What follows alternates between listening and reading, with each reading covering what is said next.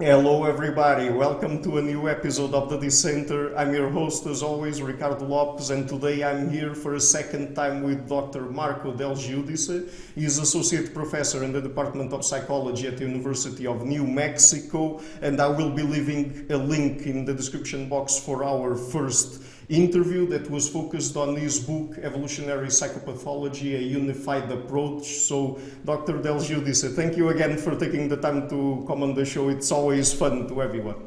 Pleasure to see you again. Okay, great. So today we're going to focus on gender differences. We will see if we can cover we will see how many topics we can cover today, because this is something very complex and multi-dimensional, let's say. So let's see how it goes. Since you're a psychologist, let's first talk a little bit about gender differences at the level of personality, because I guess that must be also one of the most controversial topics related to gender and gender differences or sex differences, whatever you want to call it. So, what are some of the most well-established personality differences between men and women in the scientific literature? All right. You can tell a story in a number of ways. So the standard kind of story you get from like the textbook approach, people usually focus on the big five levels of personality. So you have conscientiousness, neuroticism, extroversion, agreeableness, openness to experience. These big, very broad traits. So if you look at the big five, and you take like the measurement at face value, so you give questionnaires or ratings, what you find is you find some moderate differences on neuroticism and agreeableness.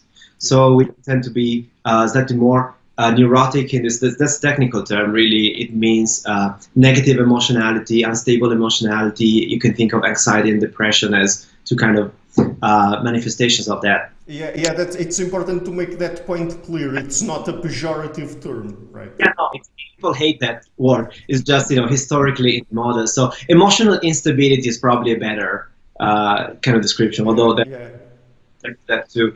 But so you have so women on average, they tend to be less emotionally stable but more agreeable. So more warm, affectionate, trusting, and so on. Now, those differences are not huge.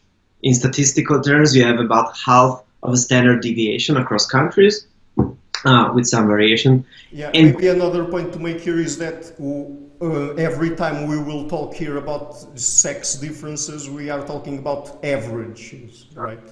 Sure. We're going to talk about average, and you can look at other things that are interesting sometimes, which are not necessarily average. For example, you can look at the extremes of distribution. Sometimes they're relevant. Yeah, so we're talking, whenever I say males are, females are, that's really about distributions and groups. It's not about all individuals or, so there's all sorts of exceptions. Actually, I hope we can get to talk a little bit about that too.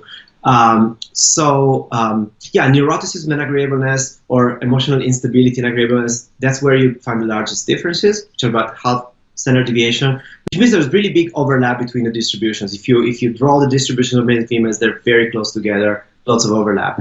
Then you have smaller differences in extroversion and conscientiousness, it's much smaller than that, and almost nothing on the openness trait. So this is the picture you get, and if you stop here, which is what usually what people have been doing, is you come away with the impression that sex differences in personality are not that big a deal because they're small, only on some traits. Now, why do you want to dig a bit deeper? And this is some of the work I've been doing and other people have been doing. Well, there's a number of things. The first thing is these measurements don't really account for measurement error. Mm-hmm. Statistical concern, but it's, in psychology, measures are not extremely precise. So questionnaires and ratings, they have quite a bit of measurement error. So you would like ideally to correct for that. And these numbers you see in the standard treatments, they don't. So we can talk about that. And when you do correct for measurement error, you get an increase. And for these measures, you get maybe a 20% increase, depending on how you correct it. we will see the statistical issue of what's a better means to correct for error. But there's something more important though, which is that the big five really are very broad summaries of personality. And they capture something important, and they come out from scientific research. They're probably the best way to summarize personality it's not exactly the broadest way. You can go a bit broader. You can maybe find two big factors there. But no, this is one of the broadest way you can describe personality. However, you're losing a lot of resolution. And just think about that. So when people talk about personality, when you have to describe like a friend of yours and you have to talk about him, as how's this person? Usually people don't use the level of the big five. It's not like you say, oh, he's emotionally stable, but also, kind of agreeable and, not very open to experience. That's not the way people talk. That's not the way people reason about people. Usually, when you're describing people, you might say stuff like, worries a lot, is very kind of generous. I don't know, he's very polite, he's kind of nice, but you can't really trust him because so this kind of, and there's two levels to that. One is people, in my view, tend to switch to a level of description that's a bit finer than a big five. So you're looking at what in personality literature would be facets, traits that are at a narrower level of description. The other thing, which I want to talk about, is people don't just give bullet point descriptions. It's not like you just want to know, when you want to know something about a person, it's not like you want to know their level on a trait. Usually give some kind of explanation, or you're referring to some kind of dynamics and mechanism. Now that's, I think, very important, and I'll say why in a second.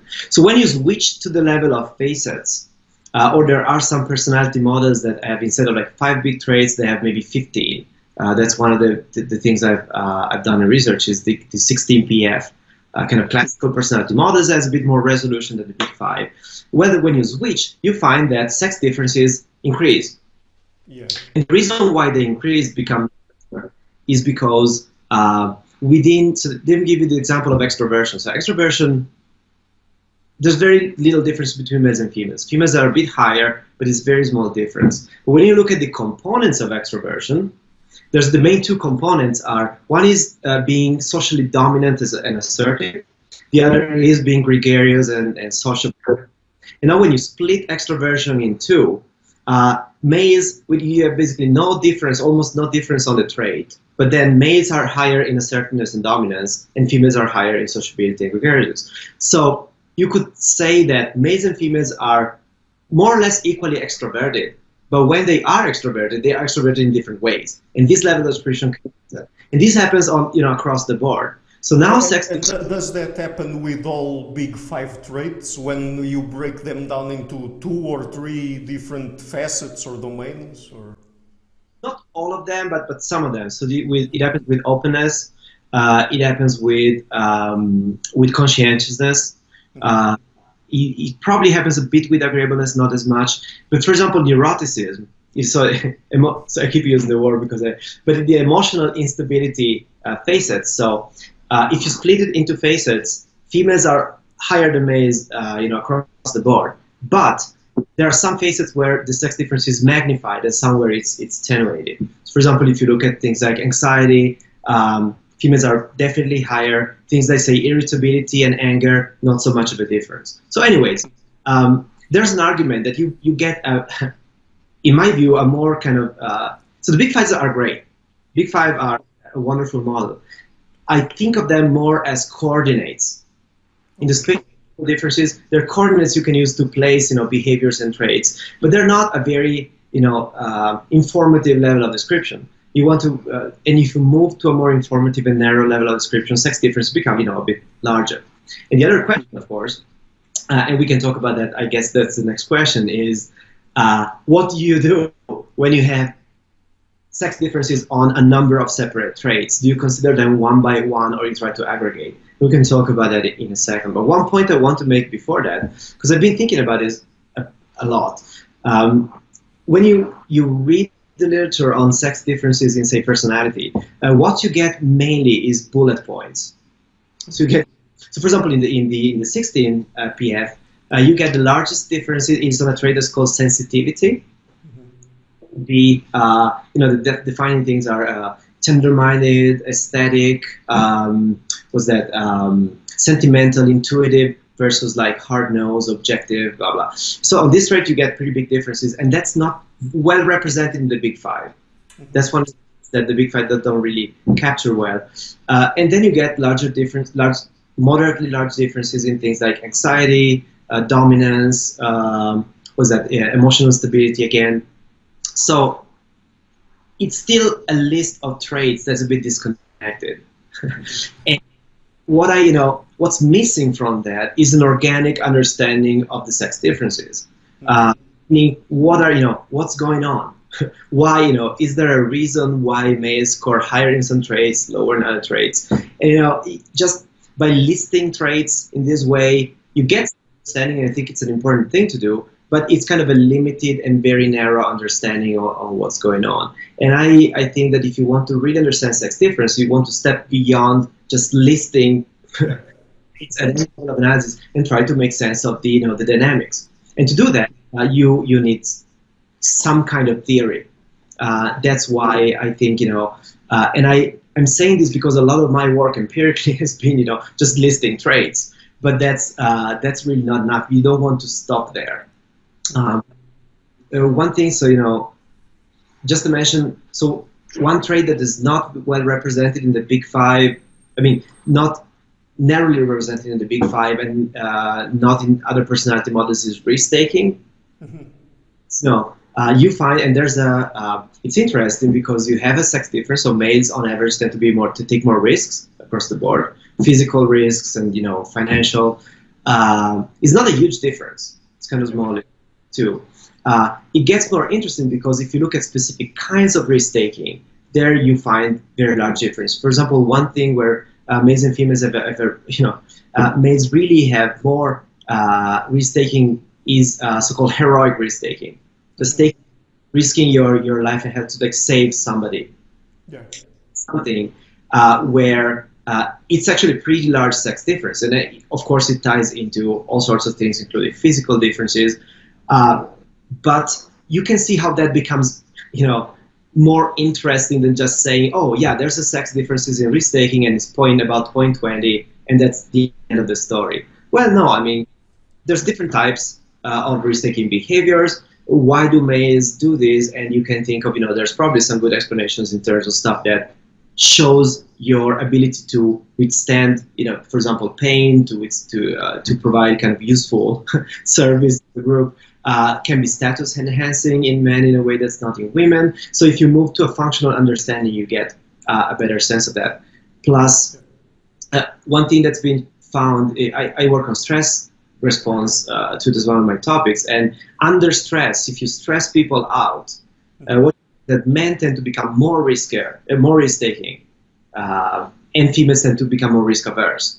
So whatever differences you're beginning with, under stress, you tend to get a divergence. So let me just ask you one thing. When we talk about risk-taking, for example, does it have any kind of relation with some traits of the Big Five or something like that? So, for example, I'm just trying to understand if it's a completely different kind of personality difference, or if it's predicted by some of the scores on the Big Five. For example, like I would imagine that people that are more neurotic probably are more risk averse. But is that correct? Yeah, that's correct. And it also, there's some positive correlations with extroversion and openness. So people who are more extroverted and open to experience, they also tend to be more risk-taking. So it's not, again, the Big Five, it's hard to find anything in personality that's not, captured by the Big Five in some ways, because of course those are, broad and describe a kind of broad landscape of individual differences. But you don't find a specific trait within the Big Five that tells you about risk-taking in particular. It's kind of, but you can predict risk-taking behavior to some extent by looking at facets of extroversion, openness, and neuroticism. And I think you probably do a pretty good job of doing that. It's just if you just look at it, especially if you look at the Big Five as a whole, and as where is risk-taking? Well, you can position it within these coordinates of the Big Five, but it's kind of hard to find as an independent trait. Yeah. And the reason I'm raising risk-taking is because, well, there are sex differences, but they're not, the story about sex differences in risk-taking is really not exhausted by putting a number on the effect size for the average differences. Mm-hmm. Standard deviations, if you look at, that's not the end of the story. You have different ways in which risk-taking responds to the environment. You have some particular form of risk-taking, like heroic, like self-sacrifice, where sex differences are magnified. And you probably want an explanation of why that is, and you need some theory for that. So that's my bigger point. We're going to talk quite a bit about probably, it's kind of bullet point analysis. Yeah. And this change really if you move to a multivariate model. It's still an aggregation of bullet points. So it's telling you something different, but it's still not a functional, organic understanding of why males and females behave in different ways. And to do that, you need something more, you need some concepts and theory. And in my case, the choice would be some kind of evolutionary approach, but different people might be different. Yeah, but let me ask you this about multivariate and univariate analysis. So when you include more traits in the analysis, you can work with just one trait, two traits, three traits. Let's say that we include as many traits as we can in terms of personality differences between men and women, and the accuracy in terms of being able to distinguish between a male and a female and say that this specific individual is a male or a female. If the accuracy goes up, then that's the best we can do here, particularly since we're talking about data and techniques and methods that come from the social sciences, right? But can you? I'm not sure. Okay. So let me rephrase the question. Maybe I should ask you if we move from univariate to a multivariate analysis, usually the level of accuracy in terms of being able to distinguish between a male and a female goes up. Yeah. Right. Is that correct? Yes. Yeah. Mm-hmm. Okay, so that kind of criticism that some people make, particularly the ones that are more on the socialization side instead of the evolutionary/biological side as you are, they say that, okay, so if you look at one particular trait, then it's really hard for you to predict if that's a male or a female. But that's really besides the point, right? That's kind of a straw man argument, because you can use multivariate analysis with as many traits as you can, right? Yeah, you can do that. So one of my main contribution to sex differences research probably has been to introduce multivariate kind of measurements. And the logic of me is kind of simple, really. It's nothing too sophisticated. And the idea is that instead of looking at the differences of one trait at a time, look at a broad pattern. Which one advantage of that is you can take correlations into account. That's quite important. So it's not just about summing, summing up small differences to get a bigger differences. You also take correlations into account, which means that if let's say it this way. Let's say two traits are positively correlated. Let's say I'm making a completely different example. Let's say emotional instability. Emotional stability and conscientiousness. Let's say there's a positive correlation between the two. And let's say there's males and females. Now let's imagine that males and females, they both score higher. So females score higher on both. So they're higher in conscientiousness, higher emotional stability, and they're positively correlated. So the sex differences on these two traits are kind of going in the direction you would expect, right? Given the correlation, because higher on a trait, you expect the group to be higher on the other trait. But if the two groups go in a way that's counter the correlation, so let's say the traits are positively correlated, and one group is higher on one trait, the other group is higher on the other trait, now you have a pattern that separates the groups better. So the statistical separation between the group can be smaller or larger for the same differences on the separate traits, depending on the correlation between the traits. And I probably did a terrible job of explaining how this works.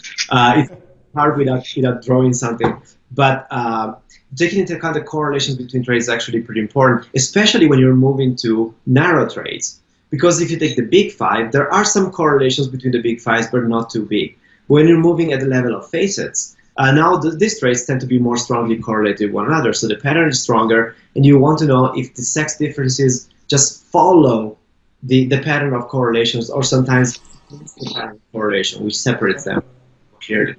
And so you get, in terms of effect sizes, well, if you, so the largest univariate differences are about half standard deviation, as they count. If you take the multivariate approach and you aggregate across multiple traits, let's say 15 or 20 or 30 traits, you usually get maybe, what was that? More than one standard deviation, so maybe a standard deviation and a half. That's already. If you then apply some error correction techniques to correct, compensate for the measurement error, you get above 2 standard deviations, and which means that at this point now the overlap between the sexes, the distributions, is no longer say 80%, 90%, but maybe more like 20, 30%, which means so that's much lower. Much lower. So statistically, you can now separate the sexes better, which means, in practice, that, for example, if you want to predict based on personality profile if a person is a male or female, you can do this with decent accuracy. It's not perfect accuracy, but it's definitely much higher than anything you can do with one trait at a time. Yeah. So now the question is, there's some, again, people can debate this. One criticism that I don't think is very powerful, but it's been made, is that if you just keep throwing stuff into these multivariate effects, you can just make it bigger and bigger, and it just doesn't mean anything. And I would completely agree. So I've been, and people usually do that, advising, unless your only goal is classification. Let's say, if Facebook wants to guess whether you're a male or a female based on your online behavior or whatever. They don't really care if it's a coherent model. They just want to throw in enough stuff that will increase classification accuracy. But if you want to make a theoretically meaningful statement, you don't want to just throw everything in. You want to have a model, for example, a model of personality that's that's been built in a certain way and it kind of has a coherence, and then you limit your multivariate analysis to that particular domain. Yeah. But the other criticism is, so there's diverging intuitions here. So some people really have the intuition that these multivariate profiles are just meaningless in a deeper sense. It's not statistical sense. It's like, okay, you can aggregate. You can aggregate across traits and say, okay, the overall sex differences in personality is this large. But just don't use that. That doesn't really mean anything in the real world, because these multivariate profiles are not what people pay attention to. They really pay attention to specific traits, and specific traits are what is predictive in kind of real life situations. So you can aggregate, but you get something that's not very meaningful. And there, I would love to see, and maybe I will start to do some empirical research on that, because my intuition actually is quite different. So my intuition is that people do take multivariate patterns into account, and one example I give usually is just two people, two friends of yours. They're both very highly neurotic, so they're both emotionally unstable. Mm-hmm. They get unstable. They can get anxious and irritable and depressed. But one of them is emotionally unstable and is very agreeable. Mm-hmm. It's very gentle and warm and okay. The other one is emotionally unstable and very disagreeable and antagonistic and and hostile. Well, it makes a difference how these traits combine in people, right? Give you different predictions about, for example, when these two friends of yours react when they get, say, threatened or distressed, you expect them to react in pretty different ways. So, and there's some research, not a lot of research, because this kind of been a neglected area, but in personality, about interactions between traits.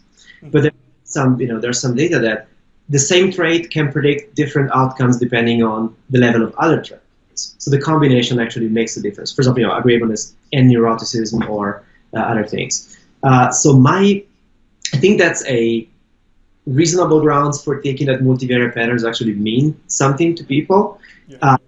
Related criticism is that people don't really talk about this masculinity femininity dimension, because what you get in the end, you can think of this distribution, instead of having two curves overlapping, they're now distribution in a space.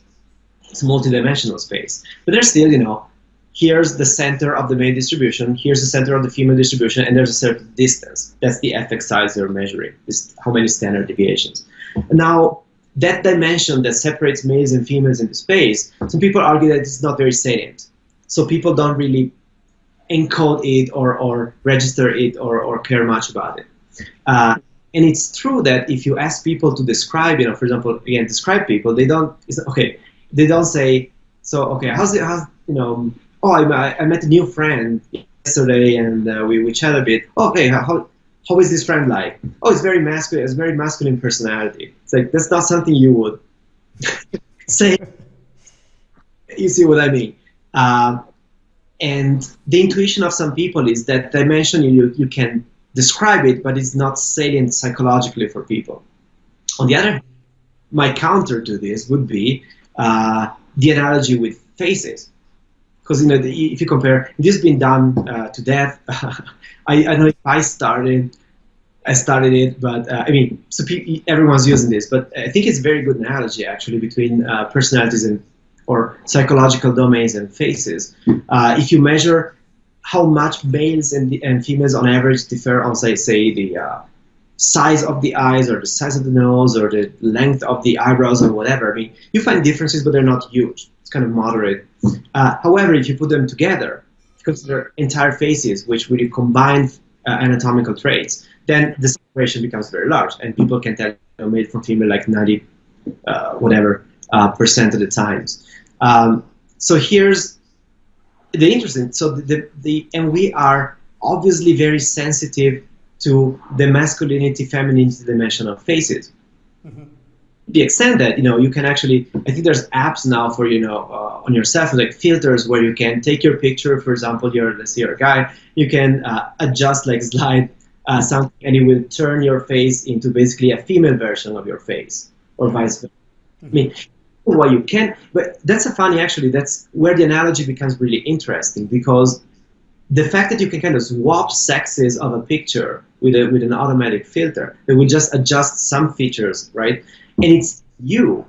The funny thing is that you can still recognize you in the picture that's been filtered in this way, but just it's changed on one particular dimension while leaving the rest kind of untouched.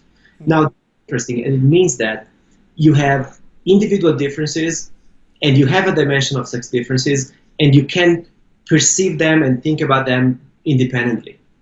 Yeah. Now, if you think about faces, here's the point where I was trying to get. If you think about faces, when you ask people to describe someone's face, they don't say, "Oh, he has a very masculine face."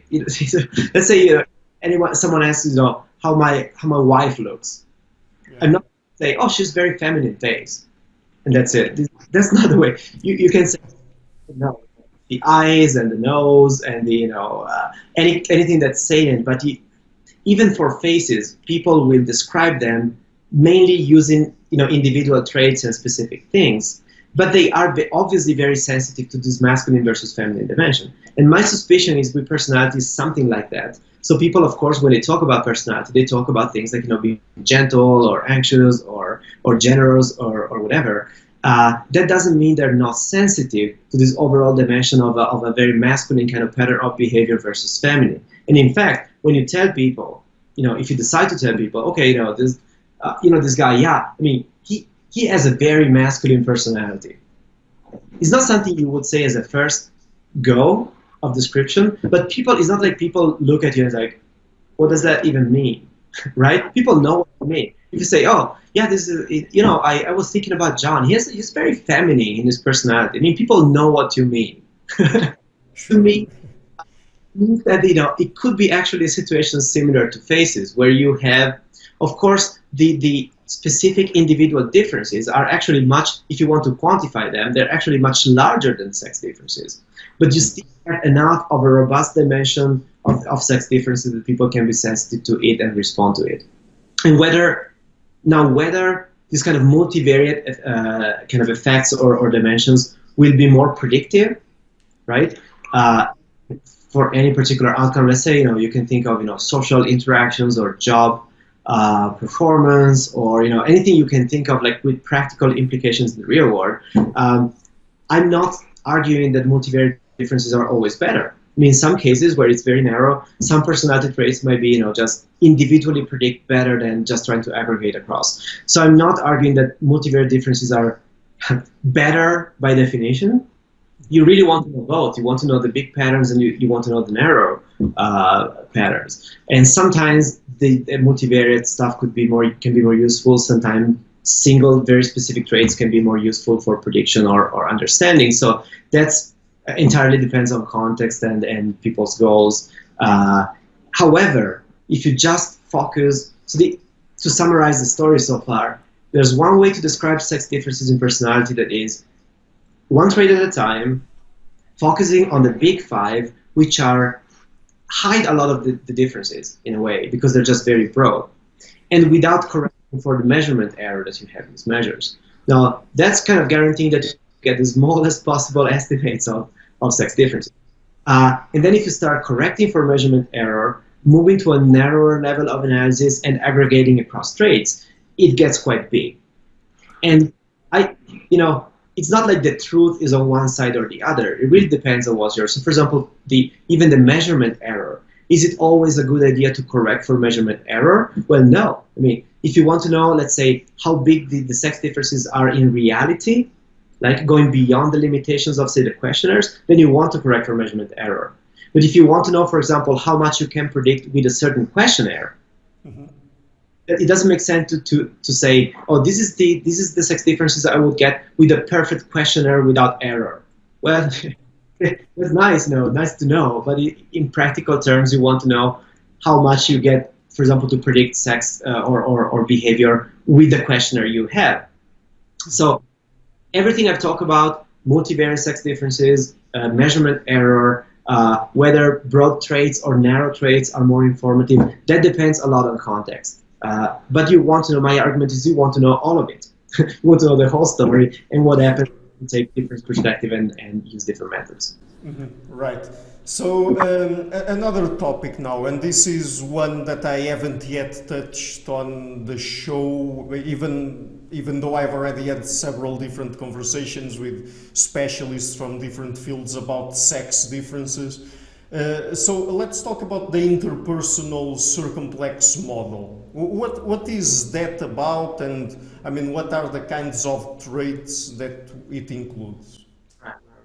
So the interpersonal circumplex, and people can just Google it. You get this comes from social psychology.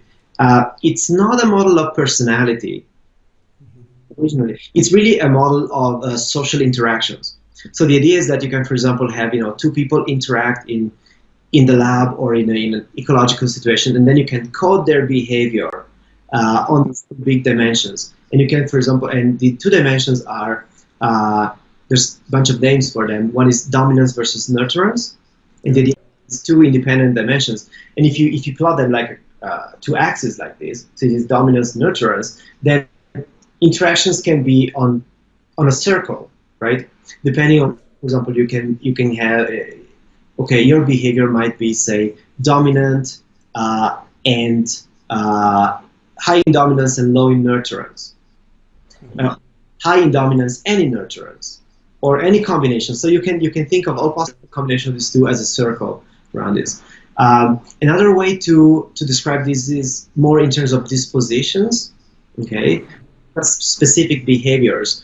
Because the goal when you're coding specific behavior, you can, for example, look at interactions between two partners, and it can be interesting when, for example, you have complementary. So, for example, one partner gets more dominant, right, in the interaction, and the other becomes more submissive. That would be dynamic. Or one will become dominant and the other increase dominance too. So you have kind of a conflict of dominance. So that's the idea. If you think about that in terms of disposition, so some people, just tend to be more dominant or submissive and to be more nurturant or more, like, say, hostile. You can think of this as more of a personality description. And one way to describe this is agency and communion. It's not, it's more or less the same thing for, while dominance really has to do more with, again, dominance versus submission. Agency is more about stuff like ambition and courage for the high dimension, and communion would be, again, affectionate, emotional, not necessarily nurturant, although there's a very strong correlation between these two ways of measuring it. So the circumplex, there's a couple of things to say about this. So of course, as you can imagine, this is very clear from the other models of personality. Males tend to score higher in the dominance or agency than men. And females tend to be higher on the nurturance or communion. And of course, you can do a small multivariate analysis of these two dimensions, and you get, again, bigger differences because you're aggregating. So there's a couple of things to say. One is, when he was talking about moving from bullet points toward a more organic, like, functional description of behavior. So I think the interpersonal circumplex is kind of, it goes in that direction. It's not very sophisticated, because it's still, two dimensions of behavior, but it definitely, because it's not describing just personality, but it's trying to describe specific interactions, and gives a little functional, flavor to it. It's, in a way, a small step in the direction of a more organic understanding of, say, personality and behavior. On the other hand, in practice, what you're measuring with the interpersonal circumplex, especially when you're looking at stable individual differences, it's pretty much the same as what you get if you measure extroversion and agreeableness in the Big Five. And this Colin has, I don't know if he didn't talk about that in your interview, but he's published some papers on that. And essentially, if you try to map this nurturance and dominance in the space of the Big Five, what you get is basically, if you take extroversion, right, and agreeableness, and you turn them a little bit, just because you can describe traits in a geometric space, you just tilt them a little bit, both of them. What you get is nurturance and dominance. And the idea is that dominance, the IPC dominance factor, is essentially extroversion, but tilted toward low agreeableness. Mm-hmm. And the nurturance dimensions is agreeableness tilted toward high extroversion.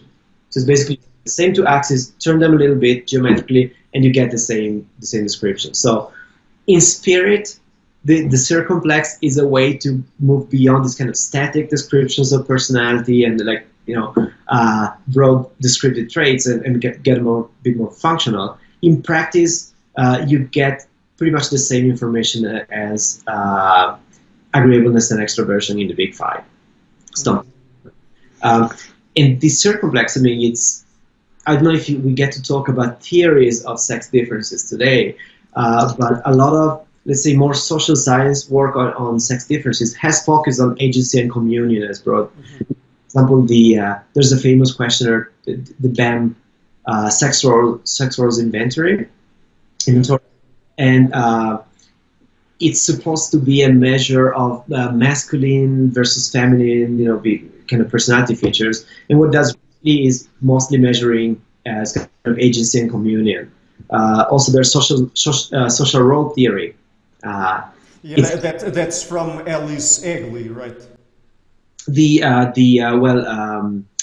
Yes, Alice Egley, you interview her. And that theory has, it's not all about that, but a pretty strong focus on that is on sex differences in these two kind of broad social orientations. Again, I think it's a nice way to describe things. Probably resonates psychologically a bit more than extroversion and agreeableness. However, in terms of pure personality theory, it's not like you're getting more information out of it. Just a way to re-express these two basic traits. Yeah, I understand. So let us talk now a little bit about cooperation and competition in males and females. I mean, both males and females compete and cooperate among themselves and between the sexes. I mean, they both compete and cooperate, right? But there's some differences in the ways by which they compete and cooperate intrasexually and intersexually, right? Wow, that's, yeah. This is where you really, I think, okay, it's hard to, okay, you can still take a bullet point approach. So for example, you can do cooperation tasks or ask people about their cooperative behavior or their aggression. And then you can measure those. For example, like you can look at physical aggression, verbal aggression. You get, sex differences there, bigger in physical and verbal aggression. If you look at what's called relational aggression, you get smaller differences in the other direction. So women are more slightly more aggressive than men in that sense. You look at cooperation, you get small sex differences. Again, depends a bit on the domain. Nothing too robust. So that's one way to address it, and it's honestly not very interesting to me, because when you're talking about cooperation and competition, you get a rich description if you start to move to the level of dynamics, of organic dynamics. So what are males and females trying to do when they compete? What are they trying to do when they cooperate? Why you get different dynamics? So, but where it gets a bit tricky is to do this. It's really hard to do this without injecting a little bit of theory in it. So if you just describe, okay, we measure this rate. This is the size of the difference. Everyone can agree on that. If you start to talk about, okay, how patterns of competition and cooperation differ between males and females, I mean, it gets more. If you wanted to describe what's going on and why, you inject some theory in it. For example, one thing you find is in male groups, starting from childhood, they tend to be more activity-based instead of based on like sharing, for example, stories and feelings, more based on activity, and tend to be a bit larger. Mm-hmm. But it's the way they're organized, the group dimension of the group is kind of more salient. But in female groups, of course, you can have pretty big groups, but within the groups, there's a very strong role for dyadic relationships, so one-on-one relationships. And you see, if you ever, I was was an educator for many years and did all sorts of like summer camps and things. We know boys and girls, and that's something that's very striking. The way when you put boys and girls in large groups, what happens to the group? Whether it like works together mainly as a group, or where you start having exclusive relationships within this group. So one way to describe this, it interacts with hierarchies, because within a group you have dominance and influence are not like equally distributed. There are some people who are more influential. They get to decide more. They get to exert more social control. And what you see in male groups is you have a sort of kind of vertical hierarchy. So it's not, it depends on the task. So, because you have hierarchies that can be based on different things. Some are based on just, pure, say, physical dominance or assertiveness. But there are hierarchies of competence for tasks. And when the group is dealing with a specific task, then, people who have specific competence, maybe they're not the most dominant in general, but might become dominant for a while. But still, the hierarchy works in a pretty linear way. Everyone knows, who's on top, who's next, and it's stable. Doesn't change very often. And to change a dominant hierarchy, usually what needs to happen is some kind of overt conflict. Someone challenges the hierarchies. The hierarchy, challenging the person usually, above, right above, and then you have, some kind of fight or competition or standoff, and then someone wins, someone loses, and the hierarchy is reshuffled. In female groups, when people actually, when you read the people who try to do the psychology work and try to map the dominance hierarchy in female group, that's maddening, because everything changes, and depending on who you ask, it's a bit different, and people that don't agree as much. And the reason is the nature of the hierarchy is less kind of vertical and more like a network of smaller groups and units. And one thing that's, again, you see how I'm injecting theory. without. You really want to talk about the theory, right? That's a really important point because there's really two styles of talking about sex differences, and one is to let's look at at the data, the effect sizes, and talk about the overlap and the standard deviations, and that's very important. But if you stop there, I think it's a very dry and non-informative way of. You want to combine something a bit more organic. And cooperation and competition are the ideal kind of playground to do that. So when in male groups, if you look at competition within the group, what you get mostly is one-on-one. It's two people within the group, they're fighting, mostly. But and one interesting thing is that reconciliation in male groups, generally, again, lots of individual differences, lots of, but if you, for example, look at boys, also, sports teams, you get conflict quite a bit, but then it's pretty easy to reconcile. It's kind of quick after the conflict has been resolved. In female groups, you don't get as much overt competition between two specific people. What happens more often if you have people, when there's a conflict, people try to recruit others to recruit work of for example, girls. Usually people try to make coalitions, right? It's more about coalitions and it's less overt. So what might happen is that you don't even, when you ask teacher to rate, conflict, and talk about episodes of conflict. So when they talk about boys, they know exactly what happened and who did, who fought. With girls, I mean, if the girls are smart and are doing their competition, successfully, for example, the teachers don't even know anything happened. They're like, I don't know. I mean, I don't think. And actually, everything happened kind of behind the scenes, and it can happen by in ways that involve threats of, for example, social exclusion. You're going to be kind of kicked out of the group or isolated, or you're losing your kind of status. But the competition is a bit more fluid, and it's based on things that, again, from my perspective, they can be a bit puzzling. So, for example, competition by helping. So, I'm helping you.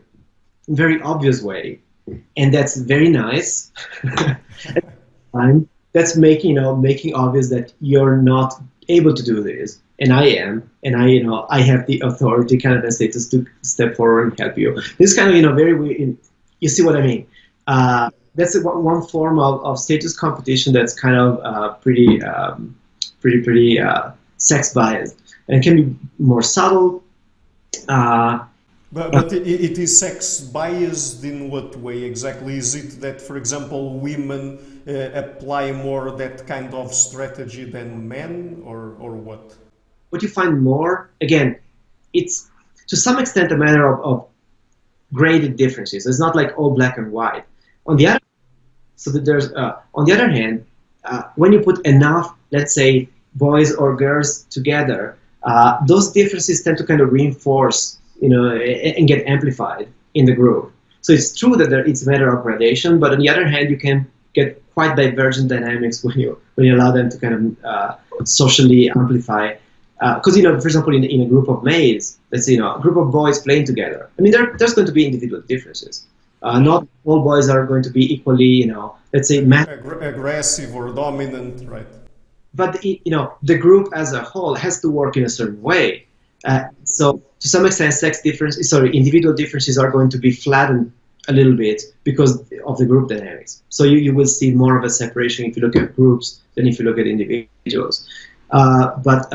So one of the, again, ways to summarize what's going on in male and female groups is in female groups, overt competition is usually discouraged, and competition happens, but it's always kind of balanced with keeping the group together and kind of norms of equality and caring, and you don't want, for example, also standing out in the group is way more, way harder to do in female groups because see, again, this is simplification, but in male groups, if you stand out and you're better than anyone else, you just flaunt it and you probably get status for it. In female groups, if there's a girl who's better than everyone else and flaunts it, it's not going to go very well. Usually people will try to take her down and maybe, let her know that this is not nice and not good. So there's a norm of, say, leveling and equality that's pretty powerful. And of course, it doesn't mean that you don't have, right, dominance in the girls group, but the way it's expressed is a bit different, and it's more balanced by other things like, again, keeping the social network intact and keeping the group together and so forth. And in terms of what people are competing about, that's also interesting, because we were talking about competition, but okay, what's the competition about? And if you want to just strip it down to the barest essentials, I think Joyce Benenson has, her summary is that males in their group are competing for status, and females in the groups are mostly competing not for status per se, but for social support. Having a large support of people you can trust who are going to help you, and you can, again, we're not going to talk about that today maybe, but you can trace that to different evolutionary priorities. There's what's going to, for example, help the most in your reproductive success, and for males, having high status in the group is a good thing from that point of view. For females, that doesn't make as much of a difference. It makes a lot of difference if you have a nice social network of helpers and friends and allies that can, share the burden of say, child rearing and all sorts of situations. So you can see why those two things might have different weights for males and females. And then that ties into, well, there's a dark, of course, all of those things have good sides and bad sides. Sure. It's something that you want to emphasize, probably. It's not like one style of interaction is better than the other. You have all sorts. So, for example, the girls, especially if you're, let's say, from a perspective of, say, a teacher, girls groups are way more manageable.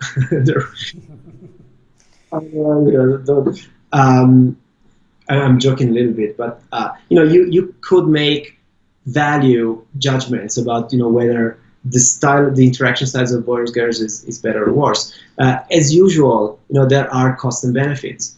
So, for example, one of the, and I think an illustration is the co-rumination. It's a very interesting thing, and you find that so girls with their best friend, usually the best friend, or when they have this kind of intimate one-on-one relationships where there's a lot of sharing of feelings and problems and so forth. One thing that happened quite a bit, especially in adolescence, is clinicians call it co-rumination. Basically, girls will start talking about their problems and negative feelings about something that happened, and they do it in a ruminative style, which means it's not oriented to kind of solving the problem. It's not like, oh, I have this, no, this happened to me and I feel terrible because this and that. It's not like, okay, here's how you can fix it. No, usually it's about sharing other negative feelings and which is what people do when they are depressed. And co-rumination actually is a risk factor for anxiety and depression, especially in adolescence. So the more co-rumination you do with your friends, and this in boys that doesn't happen quite a lot. In girls this happens quite a bit, and it's actually a risk factor for depression and anxiety. Also, it's a risk factor and not a symptom of depression. It could be a symptom too, but if you track it over time, it's always hard to know. Of course, people who are already maybe have a tendency to get depressed, they maybe engage more in co-rumination. So it's hard to tease apart. What you can do is track it over time and see what comes first and what comes next. And you can see that when co-rumination increases, then depressive feelings tend to increase afterwards. So there's at least some support. But the interesting thing is that so dyads, of friends who co-ruminate more, they tend to get more depressed. But at the same time, they feel better about the relationship. Actually, so co-ruminating in girls, it increases satisfaction in the relationship. On the other hand, it increases feelings of anxiety and depression. So you can see that, I think it's a nice illustration of how these things are, you're tempted, when you learn a co-rumination, it's like, okay, that's a bad thing, let's stop it. But it turns out, sharing negative feelings and probably sharing vulnerabilities, and in a functional perspective, you're giving the other person to some extent some power over you, because you're talking about your fragilities and vulnerabilities and your problems, and the other person does the same with you. So there's kind of a mutual, you can reinforce the relationship by sharing your vulnerability and giving some leverage to the other person. Now, there are some negative consequences, but it's not all negative. If you were to magically say stop co-rumination, let's say you do a I know I'm just making it up, but let's say a school intervention in which you teach girls to stop co-ruminating with their friends. But that would be the temptation. The moment you learn about it, you say, oh, okay, it's a risk factor for depression, let's just stop it. Well, it turns out it's apparently serving a function. It's a positive function, which is strengthening the friendship and the relationship. Mm-hmm. So it's not so easy to just neutralize the negative effects without sacrificing some positive. And you could say similar things to overt competition in boys, like aggressive risk-taking. Again, risk-taking is if you talk to psychologists about risk-taking, it's got a very bad rap. But it's also one of the dimensions where boys and girls differ the most, right? But wait, it depends. It depends, really. I mean, overall, it's not one of the largest differences. So if you look at effect sizes, it's not very, very large. It becomes large in some very specific domains. Yeah, like for example, probably being exposed to physical risk. Mm-hmm. It's higher on that dimension. Also, as I mentioned, it changes whether you're looking at like a neutral state or whether it's risk-taking under stress. There it becomes larger. So you want to understand it in a more functional way. But yeah, so risk-taking, psychologists kind of probably for personality reasons, but kind of hate risk-taking, and there's a literature in developmental psychology that's about risk-taking, about how do we stop it, how do we stop children and adolescents and from especially the boys from taking stupid risk and harming themselves, and which that's a legitimate concern.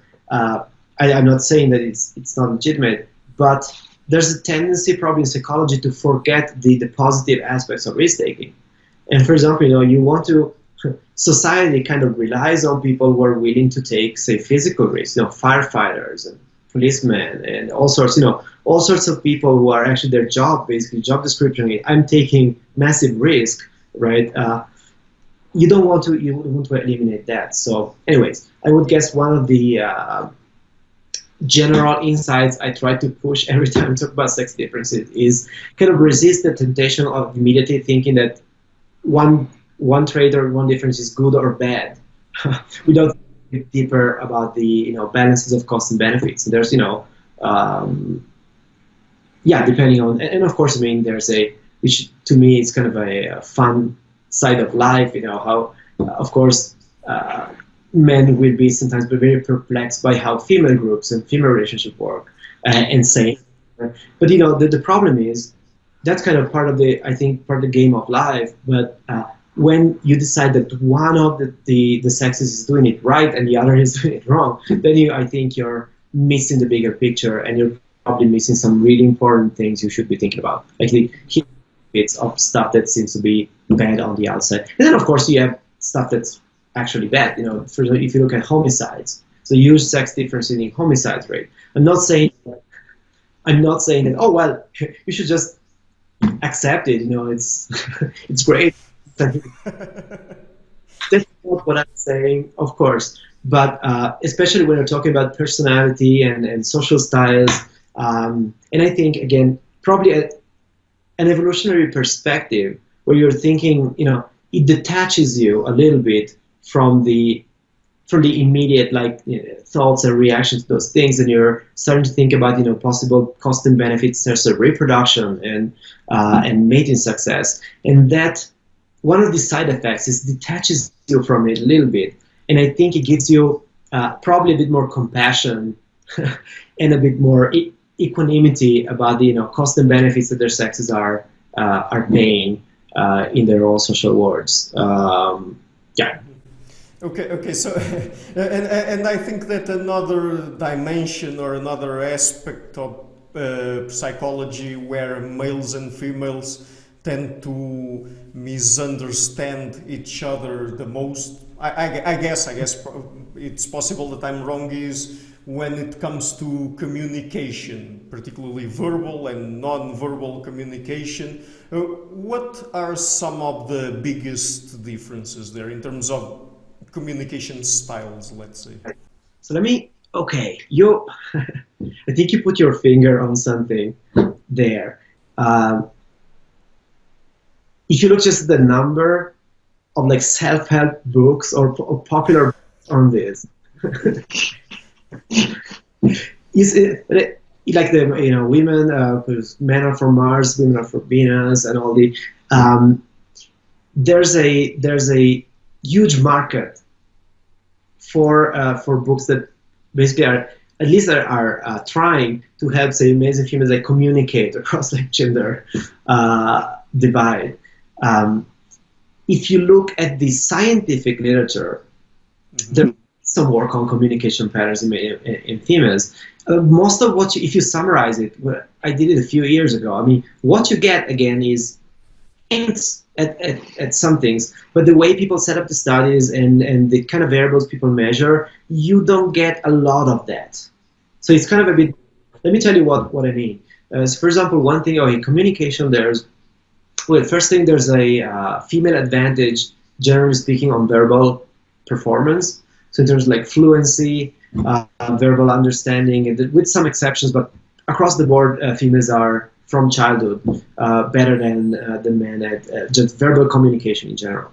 They're more expressive, so you find meta-analysis of that in terms of emotional expressivity, especially for more intense version. So if you look at the frequency of smiling and crying and intensity of smiling and crying, you find pretty large sex differences. This is, by the way, one of those domains where the differences get larger in more like gender equal, gender egalitarian societies. So it's kind of interesting, but it's large. At the same time, so women and girls and women are not just more expressive emotionally, but they're also better at decoding expressions. Especially when you have... And that's already non-verbal.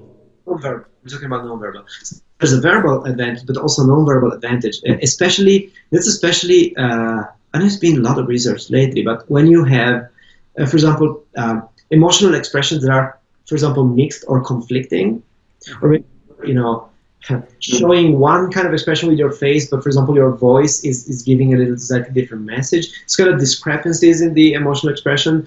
There's a pretty big advantage for females to pick up on these discrepancies. And males are not terribly good at that. They're like, look happy. So, there's a difference in sensitivity there. And let me just ask you one thing. Is that so you said that females are better than males at decoding facial expressions and also combine them with, for example, a vocal intonation to see if there's a mismatch or not. Is it the case that they are also able to produce those kinds of expressions better than males or not? That's a good question. Okay, I would guess yes. I don't. Okay, so to be super technical, I don't remember. Because it was a few years ago when I really reviewed the literature on that. I'm saying yes provisionally. It might not be as strong, but yeah, because there's I think it's okay. This is kind of study that people don't do as much nowadays, but it was really popular in the 70s and 80s. I think people like to propose different expression and they have them decoded, and I think there was a female advantage. I mean, you would expect that, sure. I mean, for a number of reasons, including the again, if you think about, for example, competition in females, more of it works on a register that's a bit more subtle, has to do with like conflicting messages, and so you would expect that to be the case for sure. So if you look at like interaction patterns, like have people in a discussion or a conversation, one thing you see is that men tend to do more. Well, if you code speech for, say, how assertive it is, like you see things like in a very certain, like a self-assured way, or like interrupting others. Males do that quite a bit more than females. They do it with men and women, so there's not a big difference. But of course, it stands out more when you have males and females in the same conversation, because then you have a difference, gets amplified. But it's not like, again, this kind of misunderstanding, like men interrupt women more. Actually, men interrupt each other a lot, but you notice that less because you don't have such a strong difference. So this is pretty much, I mean, more or less, these are the main findings in literature. If you have to summarize what happens, assertive speech versus more like tentative speech in conversations, emotional expressivity, emotional decoding, and a general female advantage of verbal behavior. That's not enough to fill 200 self-help books. What I'm saying is that, I'm not saying that the popular books have it right 100% of the time, but, talking to people or for personal experience, that there's a bit more to sex differences in communication than this. And there are hints, for example, when you talk, let's talk about co-rumination. That's studied, co-rumination has been studied in clinical psychology as mostly a risk factor for things like depression and anxiety. And but of course, it has implications for communication styles because the fact that, for example, talking and sharing negative feelings in a sort of repetitive way, the idea that can actually be strengthening the relationship and making you feel more satisfied about the relationship, that's something that women will probably resonate with pretty easily, and many men will kind of struggle to understand what's going on. This seems, for me, for example, it seems like, if you're in a relationship with your friend, but all you do is like sharing about, on about your problems, after a while that becomes a bit, honestly, annoying. A bit tiring, right? And and this is so for example, one of the themes when you read the popular books, probably they paint the pictures a bit too black and white, but it's this idea that some communication conflicts are about what a person is asking for, whether you're asking for some kind of solution to your problems, or you really want to share and kind of, have someone who understands you and gives you emotional support without necessarily solving the problem. That's kind of a theme in the popular books. I don't know if it's been studied like scientifically very much, but there's definitely hints, for example, from the co-rumination literature that there may actually be, be something. I would probably, expect something like that. I mean, from personal experience, it's pretty obvious. So there are other aspects of, or for example, again, if you take these competition and cooperation patterns, so the idea that acts of, say, kindness and helping in females more than males can actually have an additional, message of dominance, right? I'm actually establishing dominance over you by helping you. That's something that can create, I guess, a little conflict in communication, because, of course, if one of the parties is convinced they're just helping, and other party, that's actually a helping, but that has some additional implications, and so forth. So that's, I think, it's very, it's a great topic. Again, if you want to stick to the scientific literature, you can say relatively few things that have been studied really carefully, but there's probably more to that. And if you look at the research on, say, interaction styles and competition styles and cooperation styles, you get many more hints that the communication patterns are like more deeply different and differently structured than you would guess just based on the numbers. Yeah. Okay. So, Dr. Del Giudice, what if we schedule another two interviews to finish this topic of gender differences, and then probably I can put out on my channel sort of a crash course on psychological gender differences with most of the things that are out there, because, I mean, unfortunately today our time is finishing. So, what do you say about that? Yeah, that's great. Absolutely, let's do it. Okay, great. So, do you want to tell people again what are some of the best places on the internet if they want to find your work, and more specifically your work on gender differences? Well, I have a website. It's easy to find, and there's a section on sex differences. That's kind of easy to find. So one thing we haven't talked about, but it's probably a nice source, is that exchange we had with Cordelia Fine and I think Gina Rippon was there too. I think I have the names here: Cordelia Fine, Daphne Joel, and Gina Rippon, and the title of the article. I'm not sure where it was published, but it's 8 things you need to know about sex, gender, brains, and behavior: a guide for academics, journalists, parents, gender diversity advocates, social justice warriors, tweeters, Facebookers, and everyone else. That's the article.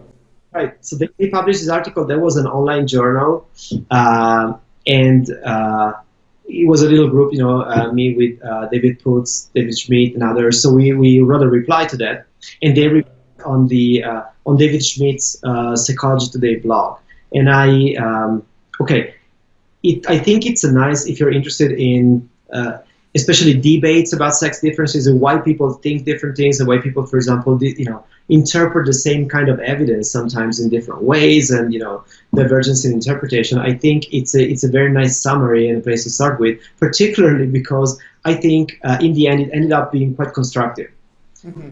Yeah. So your reply was published on David Schmidt's Psychology Today blog. Is that correct? Yeah, reply to, yes. So it's kind of a 3-part exchange, and I think so we deal with some of the topics we talk about today.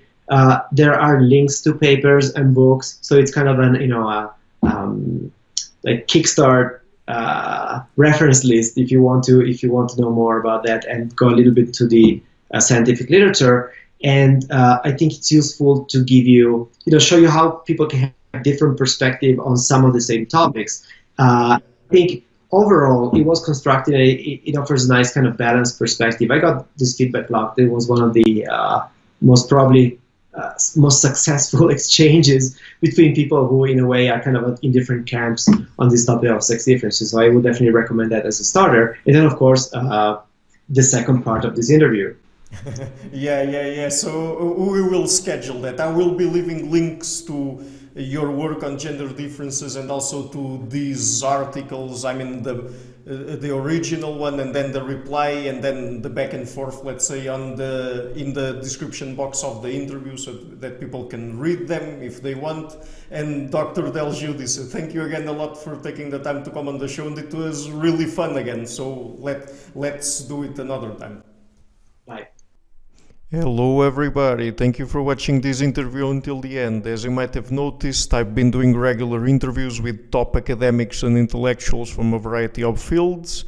And to keep the channel sustainable, and even more so after or during this coronavirus crisis, I would really like to ask you to please pay a visit to my Patreon page and to consider making a pledge there. Any amount you feel comfortable with. Otherwise, and if you prefer PayPal, I also have links to it for monthly subscriptions and also for one time or several times big donations, whatever you prefer. And if you like what I'm doing, please share it, leave a like, and hit the subscription button. I would also like to give a huge thank you to my main patrons and supporters, Karen Litske, Anne Blanchett, Peroga Larsen, Lau Guerrero, Francis Ford, Hans Frederick Sunda, Ricardo Vladimiro, Craig Healy, Adam Kessel, Olaf Alex, Jonathan Wiesel, David Diaz, Anian Kata, Jacob Klinkby, Matthew Whittingbird, Arno Wolf, Tim Hollacy, Enric Alenius, John Connors, Paulina Barron, Philip Force Connolly, Jerry Mueller, Herbert Gintis, Rutger Voss, Bo Weingard, Rebecca Newberger Goldstein, Dan Demetriou, Robert Windiger, Rui Inácio, Arthur Coe, Marco Neves, Max Belby, Colin Holbrook, Susan Pinker, Thomas Trumbull, Bernardo Seixas, Pablo Santurbano, Simon Columbus, Jorge Espinha, Phil Kavanagh, Corey Clark, Mark Blythe, Roberto Inguanzo, Mikkel Stormir, Eric Neumann, Samuel Andreev, Tiago Nunes, Bernard Hugney, Alexander Dunbauer, Omari Hickson, Felicia Stevens, Fergal Cusson, Evan Bodrenko, Hal Herzog, Nuno Machado, Don Ross, João Alves da Silva.